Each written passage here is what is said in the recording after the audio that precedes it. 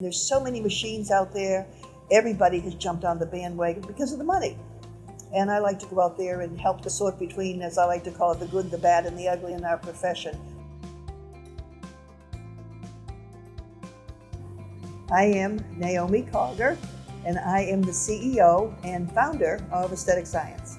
It was one of those very interesting days in Boston, and I happened to look across the street and saw a facial salon, and that was the beginning in 1964 of how I got started in the beauty industry. And from then on, I met my friend Catherine Hines, who founded one of the first aesthetic schools in the country. And when I became director of admissions, then we started to really help career change women especially. My specialty back in those days was teaching these estheticians how to make a living. And when I was director of admissions, I would get phone calls from all these different salons. And one of the first things that they would ask me was, I need a really good esthetician, but can she sell? Working behind the scenes in a facial salon helped me in the school to be able to teach these estheticians how to make money and to do it in a way that just felt natural. And as the years have gone on, more and more you have to know about product ingredients.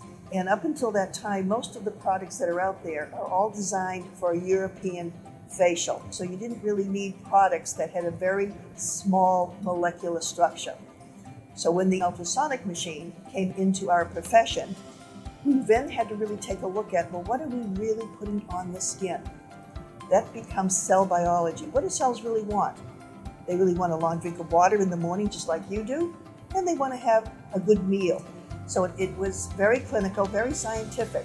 And with an ultrasonic machine, we can claim, scientifically proven, to get a 90% reduction on rosacea.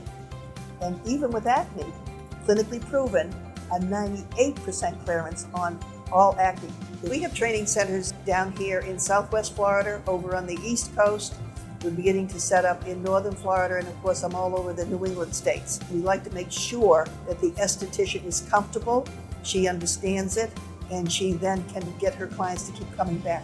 When these career change women used to come to me and want to know, am I too old to do this? Well, I think I'm probably one of the oldest living estheticians still working in the profession, because I like what I do.